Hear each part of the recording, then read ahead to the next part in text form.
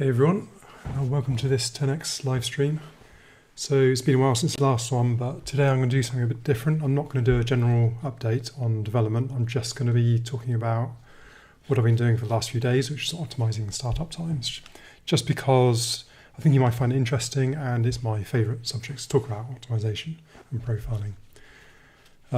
So let's just dive straight in. I noticed that before we look at that, I noticed that starting up, say Notepad, 10x Notepad, it felt slow, and I measured it, it was about 600 to 800 milliseconds. And to me, that is slow. I mean, it shouldn't take that long for any app to start up, in my opinion. So I thought I'd take a look at it, because we can't have anything in 10x being slow. And so obviously my first thing to do is profile it with FramePro, my profiler. I would just say, do ask questions as we go in the chat. So this is the first frame in here. I don't know if you can see, it's 639 milliseconds.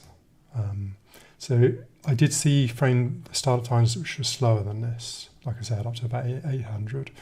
But whenever you're profiling, you always want to do it with warm caches, otherwise you kind of won't get a consistent reading. So this is kind of the better case. With cold file system caches in the OS, then it can be obviously a lot slower. But whenever you're profiling, always do it with warm caches, so always do 2 or 3 runs, and then you'll get a consistent result. Because then you know when you're optimizing stuff that it's getting better, and it's not just noise in the file system. So if you haven't used FramePro before, the dark grey bands it means the CPU is idle. So it's not doing anything, or at least the thread is idle. This view is a thread's view. This is the core view. So everything happens on the main thread, or at least it did. And the grey times are when it's idle. So it's waiting on something, which will almost always be the file system. And you can't see it here, but I did add scopes in these, and it is indeed waiting on the file system to read files. Now, most of the file reading is already pretty optimized. It all comes from the package, which, if you have a look at the 10x install, you'll see 10x.data file, which is about 6 meg, so it's pretty small. And that's what contains all of the data, all of the files it installs on first startup, and UI textures, etc., things like that. But that's all in a pack file. That's loaded straight into, it's only 6 meg, it's loaded straight into memory, so all reads of those things are just direct mem copies, so they're all really fast. Hi Giuseppe. So that's not an issue, but the issue is reading stuff from, say, the app data, like the cache and the settings files and all the rest. So in the settings, obviously you've got the .text settings files, you've got the syntax highlighting files, quite a few files in there, and the color schemes. These are all really tiny files, but there are quite a lot of them now, and that was adding up. And then you've got all the caches as well, which I'll talk about in a minute. You can see the fonts cache there is like 40 megs, that's pretty big, and a load of parser caches as well. But the parser stuff is already threaded. We can forget about that. This is literally just the time it takes to show a window. So hopefully you can see this on the video. If it's not, let's zoom in a little bit. There we go. Let's just quickly go through this step by step, see what it's doing. So API initialize, 108 milliseconds. That's initializing DirectX. So there's not much we can do about that. That's just the time it takes. And because I'm using DirectX 9, well, I don't actually know if it's the case for other DirectX versions, but I'm still on DX9, unbelievably. very old renderer. So it has to be done on the main thread. I don't know if that's the case with newer versions of DirectX. Maybe someone else knows. But it has to be done on the same thread where you create the window. So that has to stay there. There's nothing we can do about it. That's fixed. So we can kind of forget that. And we can forget the grayed out CPU idle times as well there. There's not much we can do about that. So the UI font manager, as you can see, there are problems here because a lot of it's dark, like this range here. That is literally when it's waiting on the file system. So it's reading in that 40 meg fonts cache file, which 40 meg is pretty big for reading a file in the startup. Then we've got 10x write state. So this is just a state file, records the window size, maximize, minimize, etc. It was actually writing that file and it doesn't need to. And that was causing a stall in the actual entire file system, which I'll come onto later. But it writes almost all, writes about twice as slow as reads typically. So you want to avoid writes at all costs. And it didn't need to do a write there, so I just removed it. So I don't know why I had that write in there, because the state wasn't dirty. It didn't need writing. So that was a nice, easy win of about 10 milliseconds. But it all helps. So we've got Texture Manager here, which is loading in the textures of the UI. Again, they're really tiny, so it's kind of surprising they were taking that long. I haven't actually looked into that. Most of it is, I haven't got a scope in here, but most of it's the PNG reader. So that's probably something I could look at some point, but I'm going to leave that for now. Various UI stuff, creating it. And then we've got the color schemes, the color scheme manager, which has taken quite a while. As you can see, there's lots of idle time. Most of it is idle, in fact. And again, I took this profile before I added lots of scopes, so you can't actually see what it's doing here, unfortunately. But basically, it was creating a hash of the files to see whether they need to be updated, which I'll show you in a minute. And this is the actual time it spent reading the cache files, so it's not insignificant. The reading is 22 milliseconds. I mean, as you've probably seen, the color schemes are very simple text files, and the parsing is incredibly simple. So it's about as quick as it can get reading a text file, but there are quite a lot of them now. And with any file system, it's usually if you're reading a small file, the cost of opening the file is going to be the main thing. It's probably going to cost way more, 2 or 3 times more to open the file than it will do to actually read just a few K of data. So, you want to avoid any reads you can, B, avoid reading lots and lots of tiny little files. Because the file system, no file system likes that. And then we've got a database here, which is taking 42 seconds, and that was in the database constructor, which was a surprise, because that shouldn't be doing anything. I always try and keep constructors empty as possible. And then this is where it actually shows the window. The idle time here, the grayed out stuff, is mostly like the present, just waiting for the vsync, and general Windowsy stuff. A few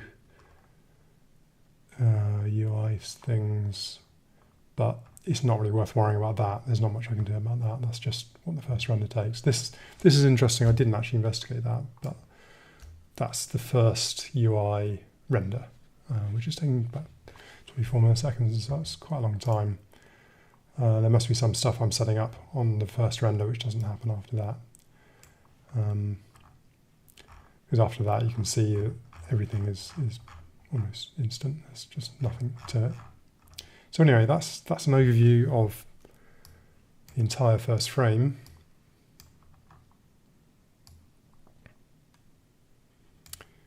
So let's go into a bit more detail. The color scheme manager, let's look at that first.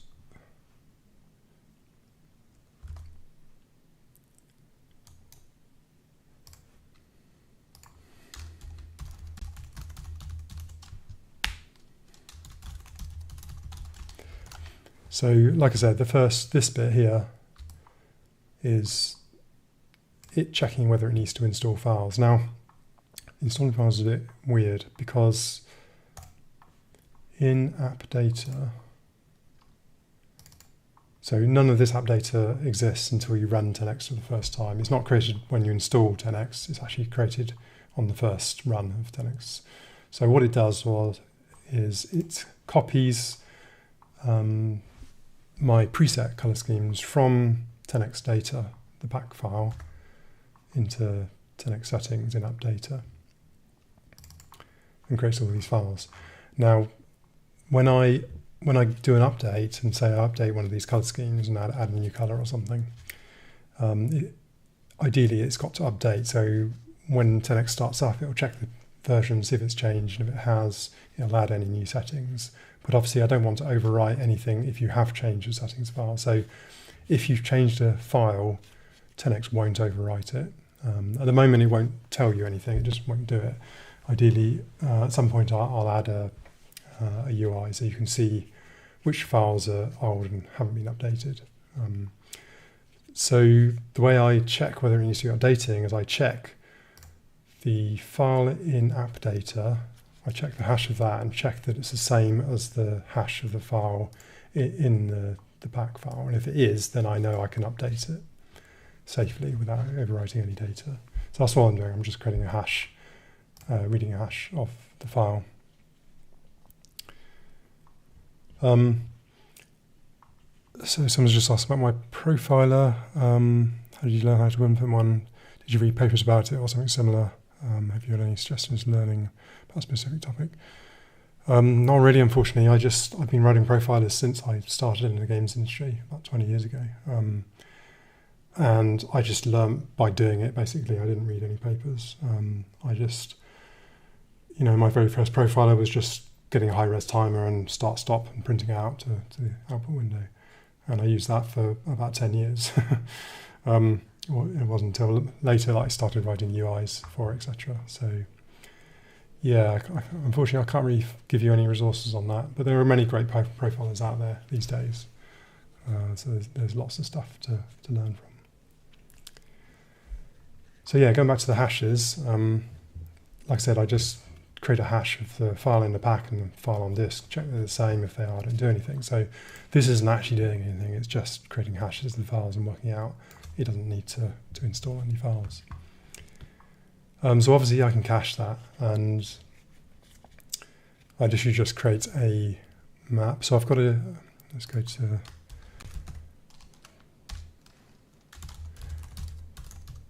do that install file, because there are many systems obviously that install stuff in app data. You've got the color schemes, syntax highlighting, etc. settings. So I've got a general function that installs any file, which does what I was saying about the hashing.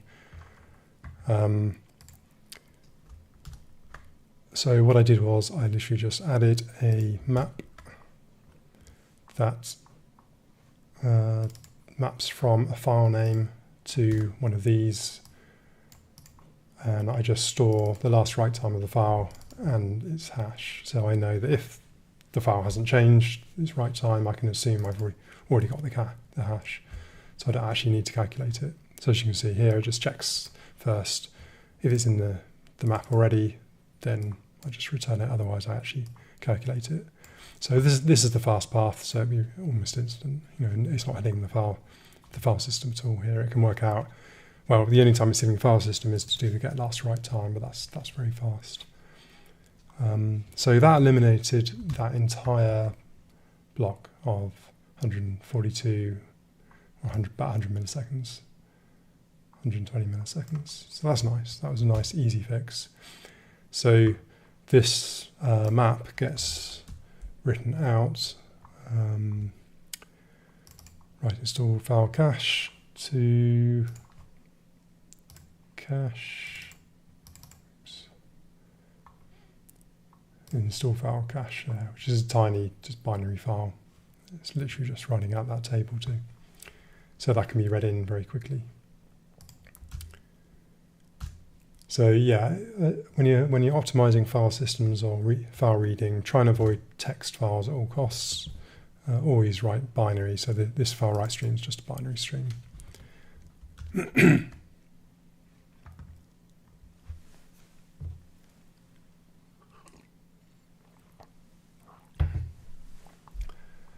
Okay, let's move on. So this,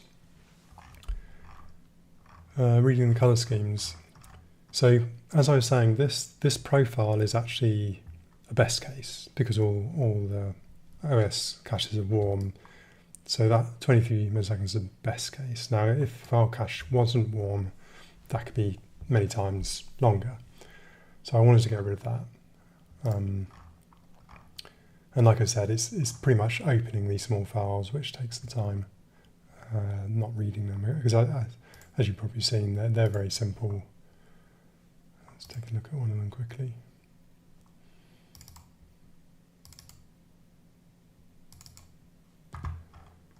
You know, they're pretty small, and they're just a bit of text. It's not even parsing XML or anything, so it's an incredibly simple parser to parse that. But still, it'd be nice if it wasn't there. And again, these files hardly ever change, so there's no point reading them in each time. So what I did was I just cached, created a single binary cache file for all of that data.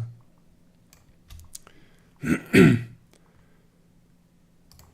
take a look.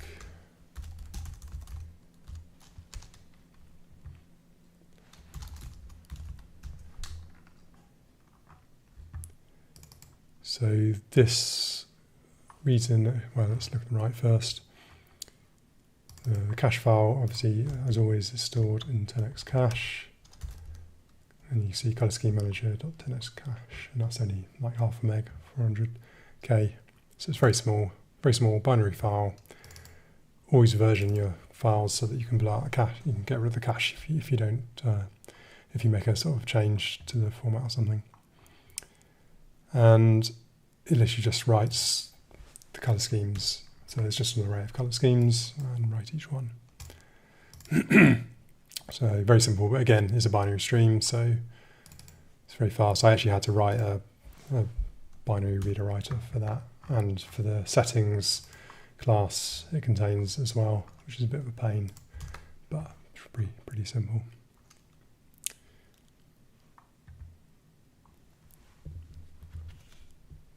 So the question isn't writing bytes and text the same thing. They both stored in bytes in the memory, but the text just happens to represent ASCII character. Yeah, I mean it could be equivalent if you had a text file that didn't contain any non-ASCII characters and didn't require any parsing. So I mean it's not going to be a huge difference, especially in this case, but whenever you have text files, there's overhead like the encoding. You know, if it's not using all ASCII characters, you've got to worry about the encoding, which takes time, and then you've got to actually parse the file to convert the data into binary.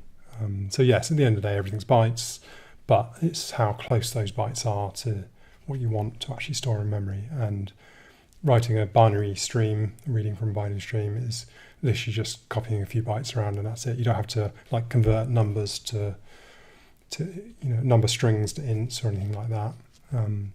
So yeah, it's mostly really just the encoding and the parsing that's different.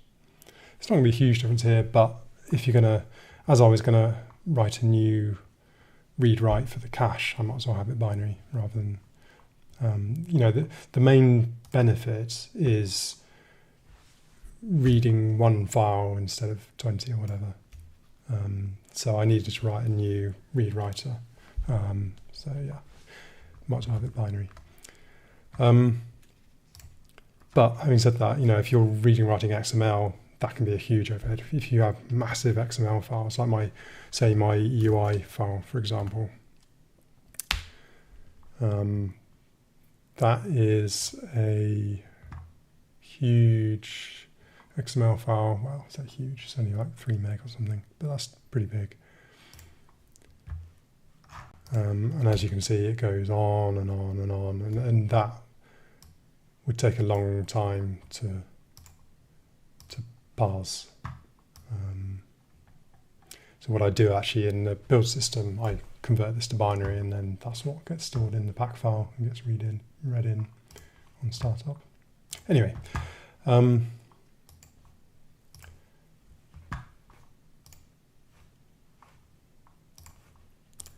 so yeah, like I said, I've just got a read write for the color scheme manager. I won't take you through all that. It's just pretty standard.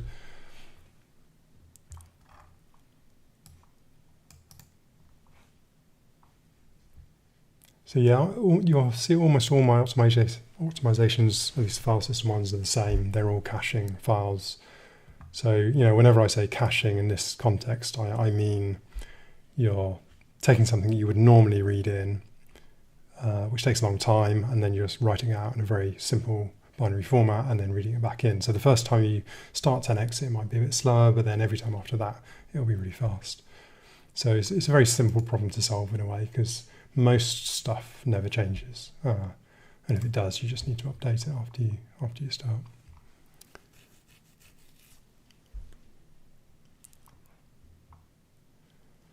So as for opening files, is an overlapped rewrite of a group of files much faster than blocking I/O?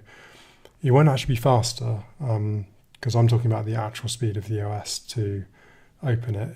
I mean, yes, with overlaps you can hide some of that slowness by doing other stuff while you're waiting for the file to open. But at the end of the day, it's best to think of the OS file system as serial. So there's no point opening 10 files on 10 different threads. It's not going to be any faster than opening 10 files on one thread, for example, even if they're overlapped. It's still going to take that same amount of time. Now, my file system, which I'll come on to in a minute, is already very optimal. It already does overlaps everything. You know, everything is async. So it's never waiting. Well, it'll wait for the open, but it won't wait for reads, because they'll be happening on the thread in the background. But anyway, I'll get to that.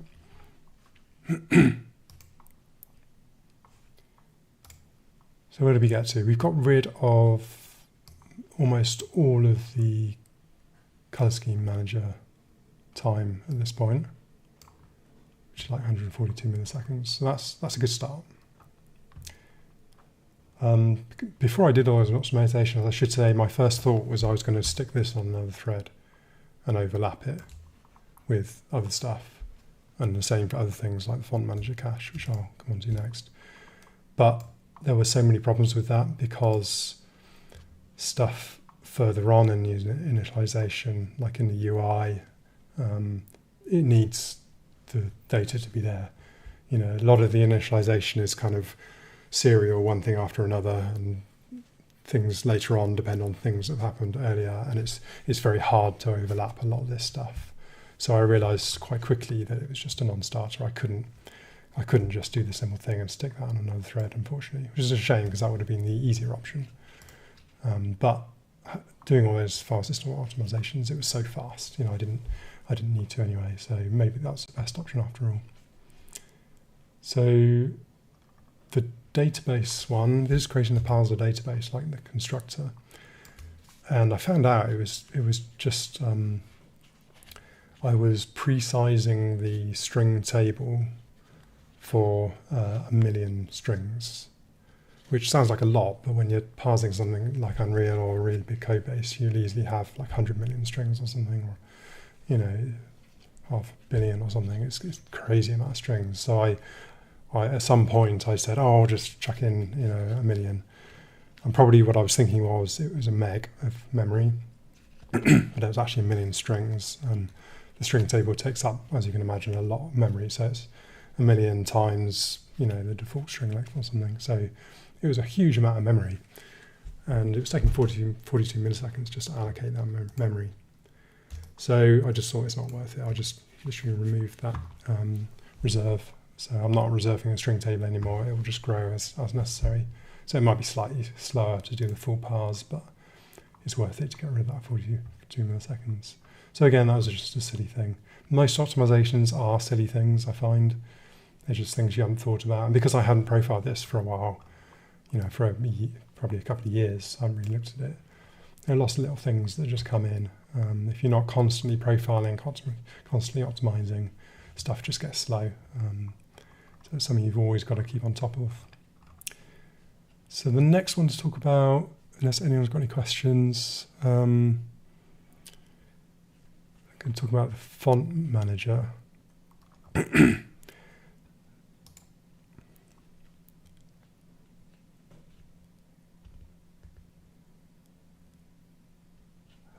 Yeah, Stan's saying that overlapped I/O was counterproductive on hard drives, but on SSDs it's faster. Yes, definitely the case. I mean,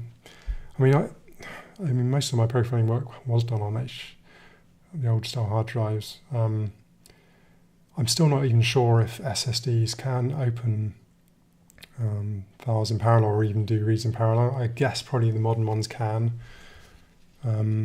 But that's not something I've actually looked into. If anyone knows, that'd be interesting to know.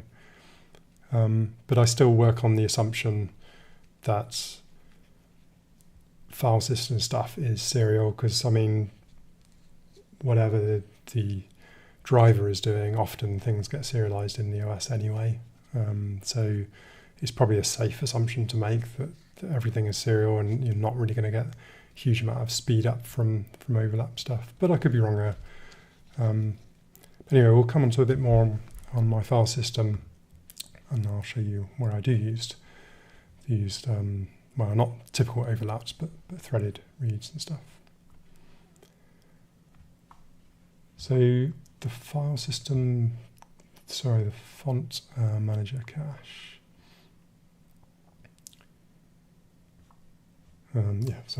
Fonts.cache, actually at 49 meg. So yeah, 50 meg-ish, that's pretty big. So again, this is a perfect example of caching. The first time you start up 10x, it'll read all the TTF files, and reading a TTF file is pretty slow. And there's quite a lot of them, depending on what fonts are needed. Different fonts like UI font, the text editor font, and different sizes. It does all add up, and that's pretty slow, reading TTF files and creating all the data necessary, because you've got to sort of convert the data from the free type library that I use into useful stuff for my renderer. So I did this a long time ago, but just created a cache. Again, it's just a single binary file that stores all of that font data. Because again, fonts don't change that often. But there's a lot of data in there, and also it's storing the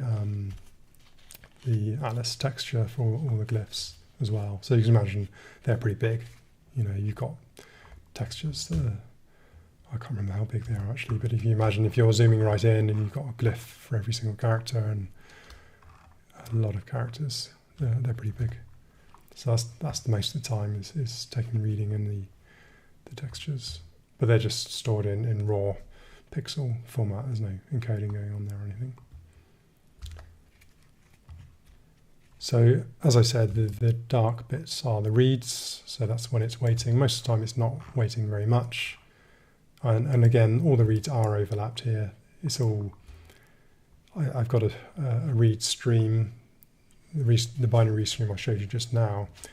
What that does is it does a read ahead. So every time you ask it to read some data, it will be all on another thread. It will be reading the next block of data that you're going to need, because these reads aren't random access. They're just literally just scanning through the file sequentially from start to finish. So the read ahead cache, it works really well for that. But even so, it's still not fast enough, to stop it. And does memory mapped I/O make reading files faster? Not that I'm aware of. Memory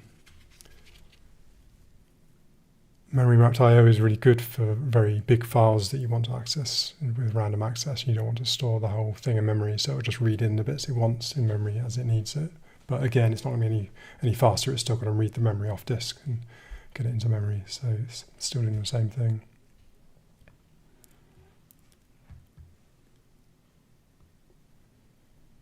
Yes, overlaps can reorder stuff in the drivers and stuff. Yeah, definitely. But it doesn't always do a very good job. I mean, from years of optimizing file systems for games, AAA games with massive data and total random access of huge, massive pack files and everything, I found that it's not good enough to rely on the OS to do that kind of thing usually. Depends on the system, obviously, but especially for console games, it's pretty non-existent. So it's better to reorder stuff yourself. So if you know where things are in pack files and which pack files there are, you can do quite a lot of clever stuff with reordering stuff so that it is as sequential as possible. But I didn't really need to go that far with this file system because this is obviously much simpler. It's not random access and it's just reading it on startup. So I don't think I even, because usually when you have a pack file, you reorder it so the files in the pack file are in the right order. They're going to be read most of the time. I didn't even bother doing that with this, I don't think, because I just read the entire pack file into memory. It's only 6 megs, so it's not really an issue for me here. Excuse me.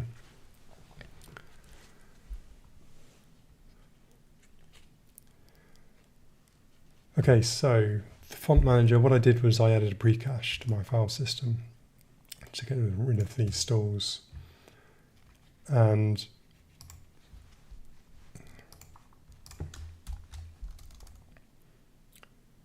trying to remember where it is.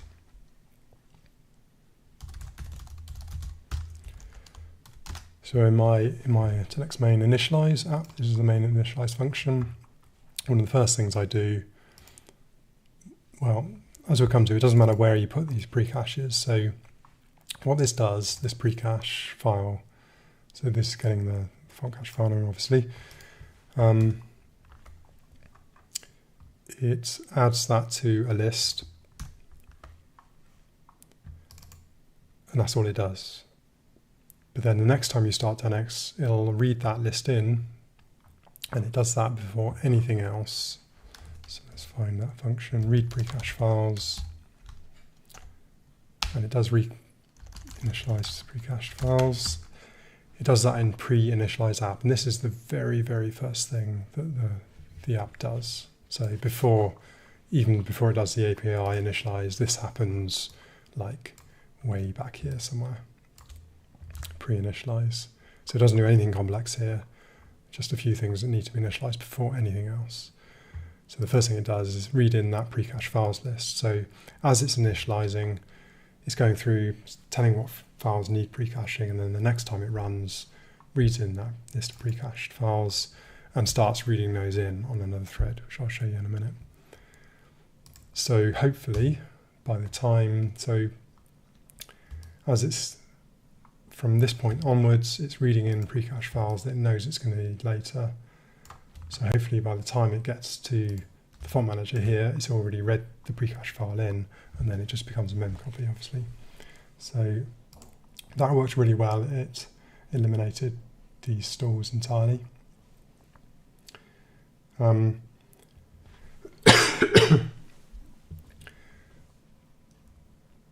There was one problem which was an interesting one actually. As I was optimizing this more and more, and I'll show you the optimized version in a second, I found that it wasn't reading the precache file in time. Let's draw you a little picture.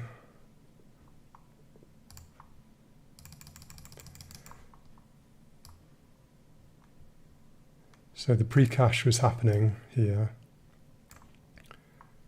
and then the you have to excuse me, I'm drawing my right hand and I'm left-handed. For some reason I always use the mouse with my right hand. So the font manager started reading, but because I'd made so many other optimizations, it was reading it in before it had finished reading the precache file. So suddenly it stopped working. It was like, what's going on? I've done this, and now I've gone back to, I'd optimized all of this away, and now it's suddenly come back. Later on I've done more optimizations. Looking at the profile, it was obvious that the precache just wasn't finishing in time for when it started reading the font cache.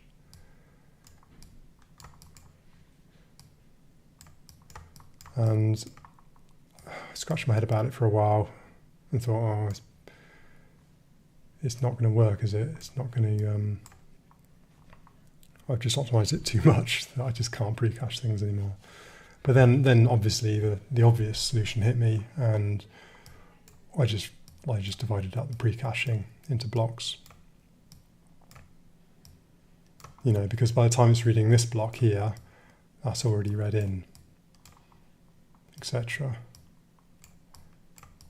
So what I did was I just pre-allocated all of the blocks and put an event on each one, and just read in chunks of, I can't remember what it was now, like 512k or something.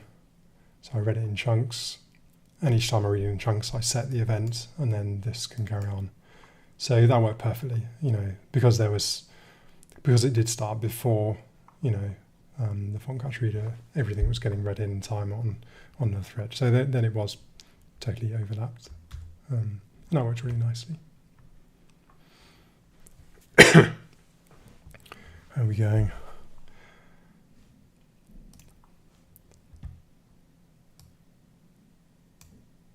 So talk about things like hello to color scheme manager, font cache, got rid of the file right. System IO, could talk about that. I've talked about precaching. Okay, let's actually look at the optimized version. We spent too long looking at the unoptimized version.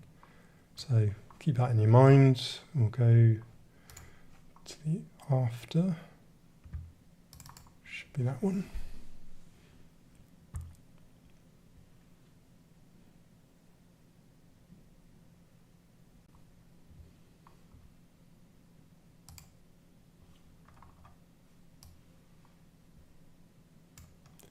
So this is the after, and as you can see, all that's left is the API initialize, because what I've actually done is I've moved.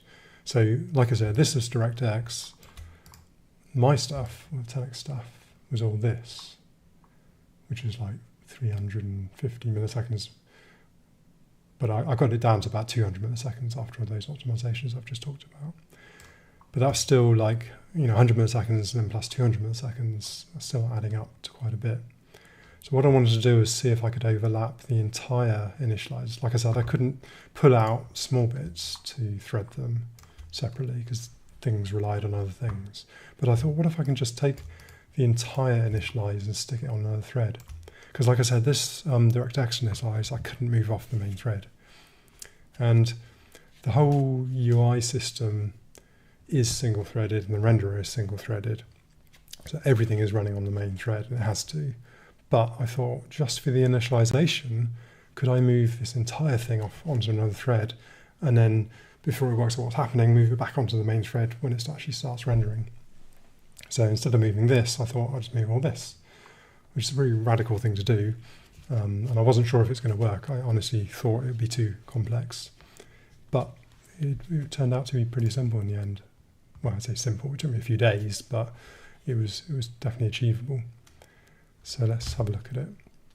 So this is the main thread, the DirectX initialize, and then this is all the data I just showed you. This is, like I said, after optimizing all those things I've just talked about.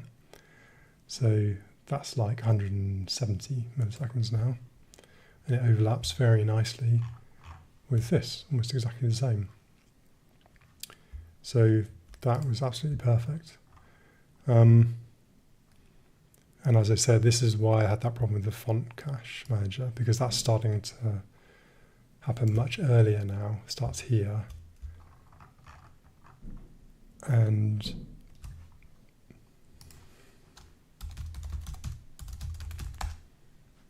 what's it called? Let's have a look.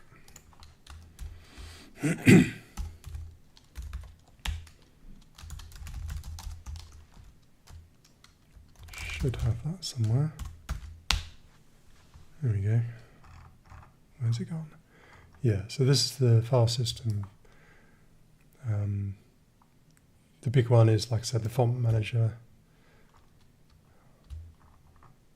And as you can see, it doesn't, the font manager recache actually starts before it finishes, which is why I divide it up into blocks now.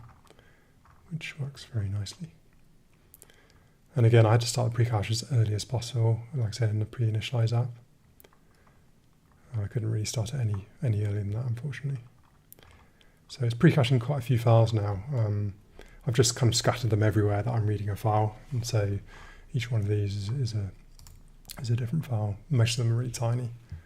But again, it just helps the OS and make sure the open file is fast. Well, there's no open file now because it's just a mem copy from a precache file. So it eliminates all I/O really. So anyway, that worked really nicely.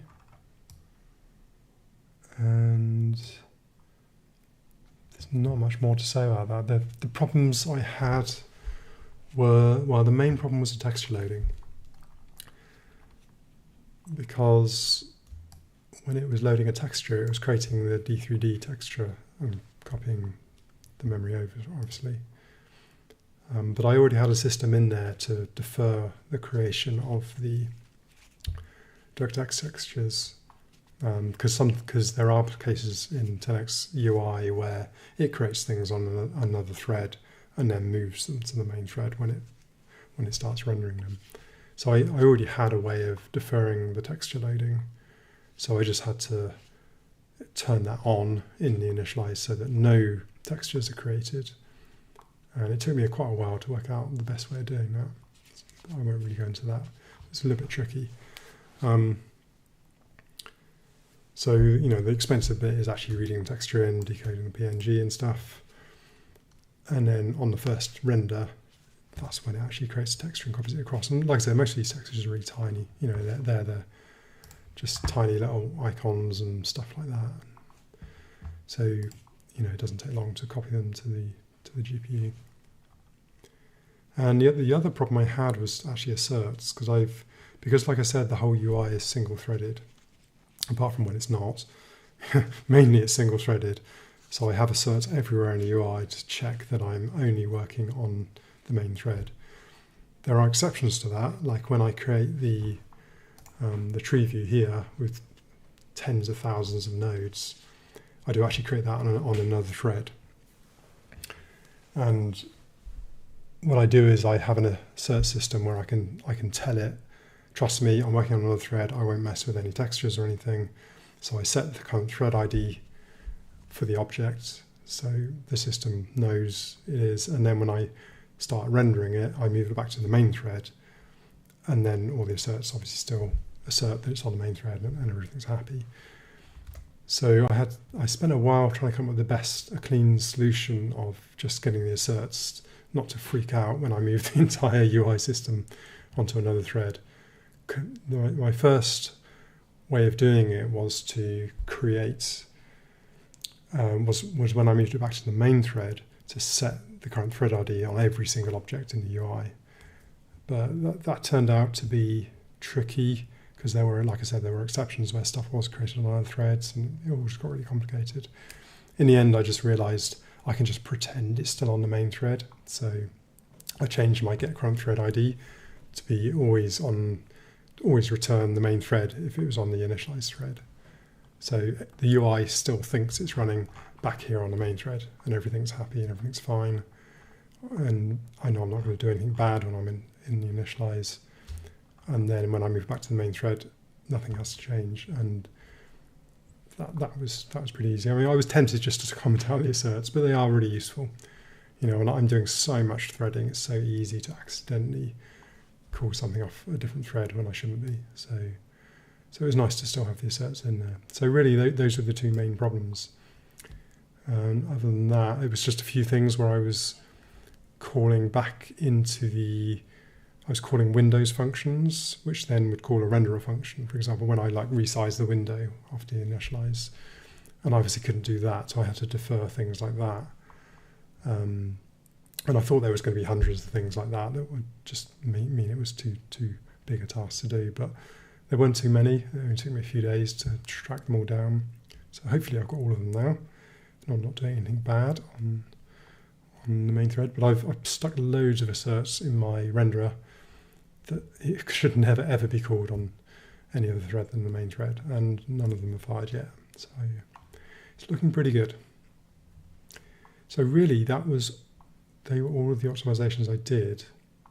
There's still scope for more here. Like I said, the texture manager it's taking far too long to load these textures. Like I said, most of them are tiny. It should be taking 8 milliseconds to load a texture. And most of it's the PNG reading. And I don't even need to store them as PNG. I could just store them as raw pixels. Because I mean, I don't really care about the size of them. There aren't that many. So if I wanted to optimize it further, that's probably the next thing I would do. Convert all the textures just to a raw format. And I could even perhaps multi-thread those. But this is tricky because each of these is coming from a different UI object. You can't see it in the stack here, but you know, each time I load in a different object, it has to load in a texture. So they're coming from random parts in the UI, so it's kind of quite hard to thread them. But anyway, it's fast enough now. There's no point making it any faster because it's already the same time as this and they're overlapped, so really there's no point. And it's not, as you can see, there are no real stalls now, so it's not waiting on the file system at all. The tiny stalls you see are mostly for allocating memory, which can't really do anything about. It's not the allocator that's slow. It's just getting committing the pages from the OS. I mean, I suppose I could try reserving a load of memory on another thread, but it's not really an issue.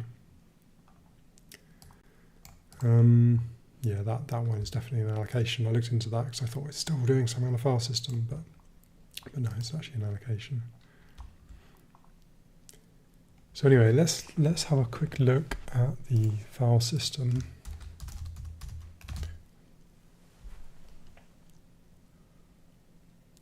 So yeah, do let me know if you've got any more questions. Let's have a look at the file system. So as I said, the file system is already async. Everything is happening on other threads. It's doing read aheads for almost everything. So it's about as overlapped as you can get. I tend not to use the Windows overlap functions. I prefer to just fire up a thread and do a blocking read on another thread. One of the reasons for that is I've got more control over it and I can see what's happening, and also because it's more cross-platform, so it means I don't have to rely on any specific OS stuff to do overlapped reads. And like some people have said in the chat, you do get some benefits from using overlaps because then the OS can start doing clever things like reordering. But I found it's not really worth it a lot of the time, at least in my case, especially not in this case. And I like to have blocking reads on separate threads. That's just the way I've always done things, and it's always worked really well for me. So the one thing I found was I've got an IOThreadMain, and like I said, I treat the OS file system as though it's serial. So all reads I do on all different threads, they all just create a read request, which then gets put into this read event list. So I just pop a read request off and I process it. So this is all done serially because I found with the best one in the world, no OS can really cope with random access from multiple threads, reading multiple files at the same time. You're always better off just sticking with one file, doing lots of reads, and then move to another file, do loads of reads, and obviously sequential if possible. So I decided to just have one thread doing all of my reads and writes. Because the other thing is you don't want to be doing writes at the same time as you're doing reads on another thread, because that's just going to stall things. So this IO thread does all the reads and the writes. So it just queues them up and takes one off and does it, takes a write request off and does that. Not that there's hardly any writing going on, which is quite nice. So it makes it a bit easier. But it's better to defer writes as much as possible so you don't interrupt the reads. But what I realized was, which is a bit silly, is I had my package reader doing the same thing. So when you open a file in the 10x data file, like I said, I just read the 6 meg into memory and then everything's a mem copy from it. But it was going through the same system. So it was going through this IO thread. And what that meant is that A, it was serializing all the mem copies when it didn't need to. And B, if I did do a read or a write, that would block any mem copies coming from the package. So what I did was I created, let's find, put in the file. And obviously the same thing was happening from the file system precache, because that's just doing a mem copy as well. So they're kind of equivalent, the package reading and the precache. They're just both doing mem copies. So when I read from a file, sorry, when I open the file, I check if it's in the precache, and if it is, then obviously I just set a flag saying it's in the precache and set the handle for it. Otherwise, I actually go to the OS and get it off disk. If it's not on the disk, then I check the package. That's so that I can override files on disk if I want to override what's in the package. That's quite nice. There's a little bit of a speed hit. It has to check if the file's there, but I think it's worth it. So again, if it's in a package, it just sets which package it's in, a unique ID, and then when it does the read,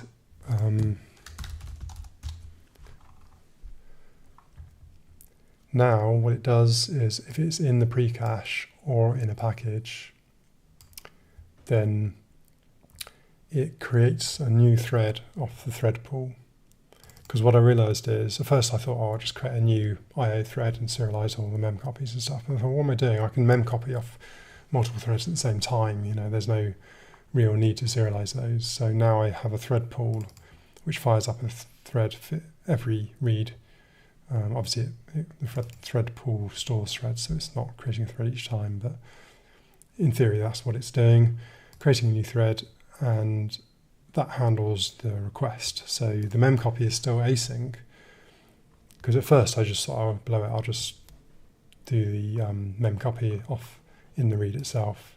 And I probably could have done that, it wouldn't have been much slower, but I thought, well, as everything else is async, I might as well keep it async. So, because I mean, if you're doing a big read of lots of meg, doing the mem copy on another thread is still going to be a win. It's only a small win, but it's probably worth it. So I decided to create a thread pool, like I said, and just put the tasks onto that, and they just do the mem copy. So let's have a look at that. So if it's in the precache, this file system precache is the new thing I added for the precaching, and that read just does mem copy, and this is the original package code that was already in there. I've just moved that to this function. So yeah, let's have a quick look at that.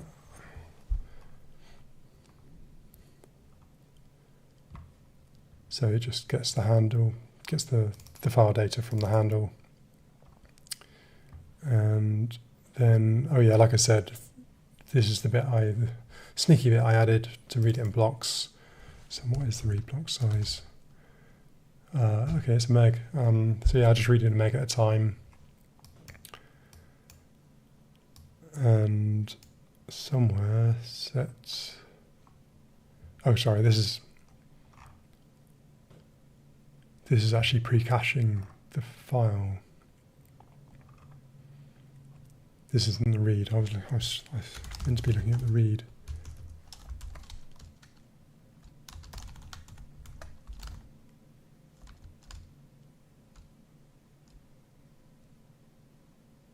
Yeah.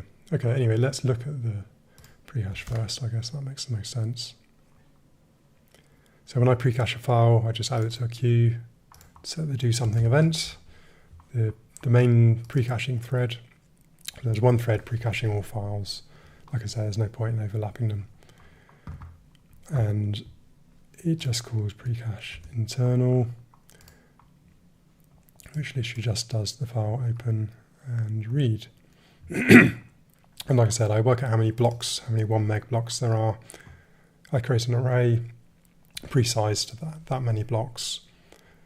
add a p block to it, and each of these blocks has an event in, so I can sleep the thread until it's finished reading that block, which is quite nice. If I did want random access, that would work quite well. So this just goes through the blocks sequentially, reads them in, and if it's so what I do is I don't add the precache file as precached until the first block has been read in. So when the first block's been read in, then I say, okay, you can start using this precache, because if I haven't even read the first block, there's no point in using the precache. You might as well just read it in yourself, because you could be waiting a long time while everything else is precaching. So on the first block, I add it to the actual precache map so it can be used, and I set the event. Oh yeah, there. Set the event. So I'm telling it it's ready. That block is ready to be used. And then in the read, it just works out which block it needs to read, or which blocks. It waits on the event, so that'll sleep this thread. So it won't be doing anything, totally idle. And hopefully that will never happen. I probably should put a FramePro scope around there, just in case it does, but hopefully that will never happen. And then it just does a mem copy and reads the next block if it needs to. And that's a very simple system, but works really well.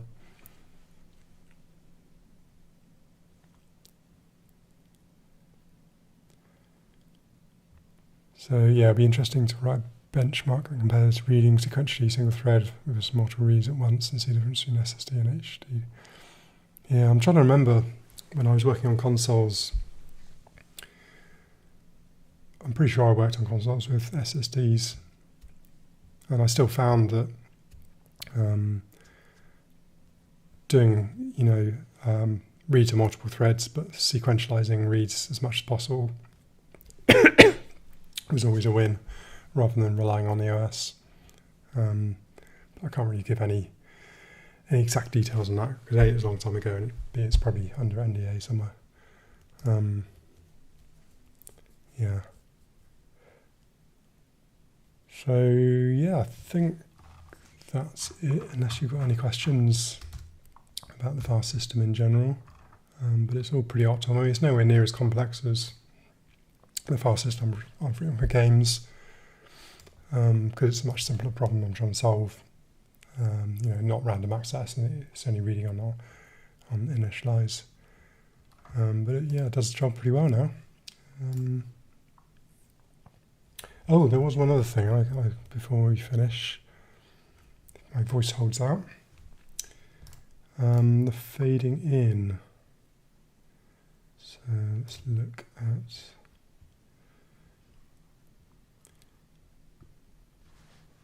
Open up the little GIF editor. So when you start 10x, it'll show you the app start time. Well, that's long. Shouldn't usually be that long. 600 milliseconds. Usually it's about 200. Anyway, ignore that for now. It will show you the startup time. But I tried a few different ways of, blocking until initialize app is finished. So obviously, after I've done this D3D initialize, then I have to sleep or wait until all this is finished. And there are a couple of ways I could do that. One is I can just literally put a sleep in there and just sleep this thread and not do anything. The other is I could let the main thread carry on doing its Windows message pump loop and just idling each frame until this is ready. And I found there was a big difference, but the weird thing was, in the app start time, it's still showing exactly the same number, but it just felt faster, and it took me a while to work out why it felt faster. And what I actually ended up doing was recording a GIF, or basically a video of it starting up. And the nice thing about GIFs is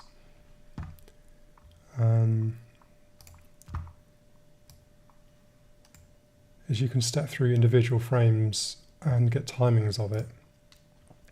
So here's a command line, I'm just starting 10x Notepad. And as I step through, so that's when I'm writing the command, then I hit enter, and then I can count the number of frames until it comes in. The other nice thing about the GIF editor is when you save it out, it optimizes the GIF, and if the frame hasn't changed, it'll combine all the frames together, and you probably can't see here, but it shows you in milliseconds on each frame. So each of these frames is 40 milliseconds.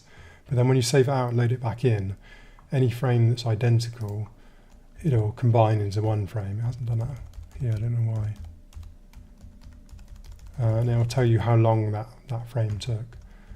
Maybe I'm looking at the wrong one. Let's initialize one. Anyway, basically, when you open a window, obviously Windows fades it in over a few frames. And I say a few frames, but that's like 200 milliseconds that it's loading it in. And that's like 1, 2, 3, 4, 5, 6, 7, 8, 9 frames. Let's say 10 frames at 40 milliseconds. That's, you know, that's like 400 milliseconds. So I realized that what was happening was when I was sleeping this thread, so I would, sorry, the main thread, I would wait for the initialize to finish, and then I would sleep until the initialize thread had finished. Windows wasn't obviously able to fade the window in because it hadn't shown the window, and I wasn't doing the message pump at all. So it would wait 100, 140 milliseconds and then start fading it in. And I realized what was happening was sometimes this thread was taking a bit longer. So I was sleeping the main thread, then it fades it in over like 200 milliseconds. So what I found was it was actually better to not sleep the main thread, but pump the main Windows message loop. It would start fading in. If I show you the other GIF,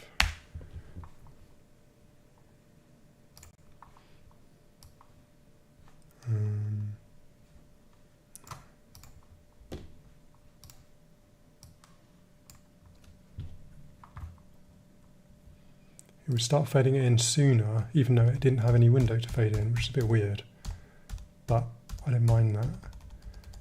So again, there, enter, and then it actually starts fading it in. You can't see here, but this frame here is 210 milliseconds. So that's the time it takes to do this initialize here and the first window proc thing. And then it starts fading it in immediately, even if the initialize is still going. So it won't actually show the window, it's fading in a non-existent window, and then suddenly it will come in. So it comes in a little bit quicker, it doesn't do the nice smooth fade in, it comes in halfway through the fade. Which maybe you don't like, maybe it's like a bit jarring, but I quite like it because it just makes it feel more snappy.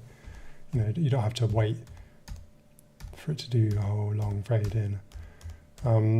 So that's why I realized it was actually showing the same like 200 something milliseconds here in both things. So I thought it must be the same, but it just feels different. And it took me ages to work out why that it was just starting to fade in earlier. So I'm not 100% sure about this optimization. I might take it out if it causes glitches and stuff, or if there's a flicker or anything, but I quite like having it coming in like an extra 50 milliseconds sooner or something. The other thing I had to do was, it can, let me show you in debug. You can get a single frame where it renders the window before it's done the D3D render, which is a bit nasty because you get this flicker of either black or white or something just for one frame. And unfortunately there's nothing I could do about that because it shows the window as soon as you set the position of it. But it was really tricky to get the renderer to render to the render target and wait for a vsync before I did that first set window size.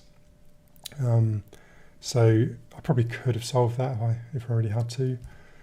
This is the debug build. And you can see it starts off just a plain blank window and then it comes in. Obviously you hardly ever, I mean in this GIF you don't even see that because it's already half faded out when it comes in. I don't know if you can see it on this one. No, you can't see it on either. But anyway, it is there sometimes. And obviously, like I said, you can see it in debug. So what I did was I just made sure I did an erase background to the same color that it's going to be when the UI is actually shown properly. Just so just so that it's not jarring, because a whole black or a whole white screen could be jarring if it does take a bit longer to come in. So anyway, let me know what you think about that. If it's jarring or flickering, let me know. But hopefully it'll be all right and it just comes in that little bit quicker. So anyway, that's just a nice little trick I found, using a GIF editor and then stepping through frames. It's really nice to work these kind of things out. So anyway, I think that's everything on my list.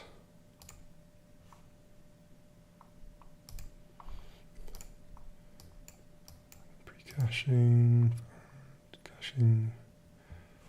Yep, I think that's it.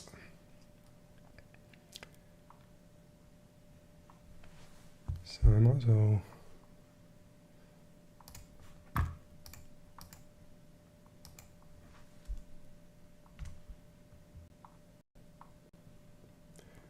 when you're testing this stuff, never profile it from the debugger, because the debugger will add all sorts of stuff. And, you know, especially on startup, it's loading all symbols or not. So when you're doing it, always do it from a command prompt, just so you know it's as fast as it can be. And also I was doing it from an elevated command prompt so that it captures, as you can see, it's capturing all the context switching in the view. So that's how I know when the core is idle, because I'm recording all context switches. And to get FramePro to do that, you need to run it from a administrator command prompt.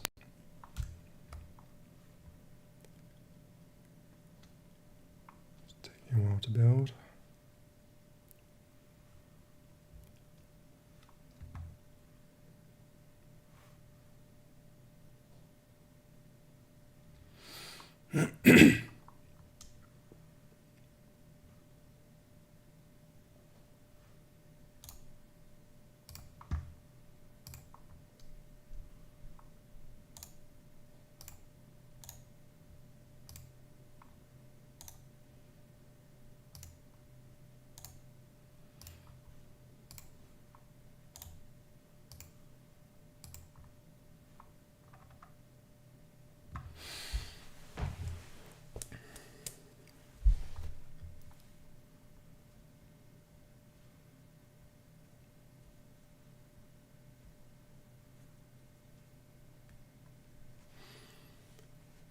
Sure, these link times are getting longer.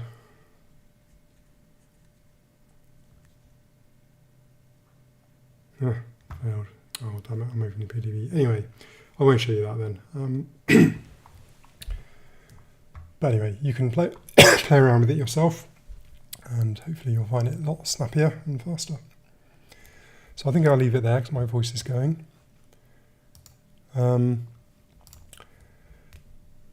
So as I haven't done an update for a while, I think I will do an update on Saturday where I'll go through what's been happening recently in the last few months, where I'm at, and what's coming next. Because hopefully, all going well, this optimization was the last major change I'm making. I'm now going into well, not making any changes if I can help it. Anyway, I'll talk more about that on Saturday. But it's getting very close to version 1.0 now, which is really exciting. So anyway, I hope you enjoy using 10x and it stays fast. And I'll see you next time. So bye for now.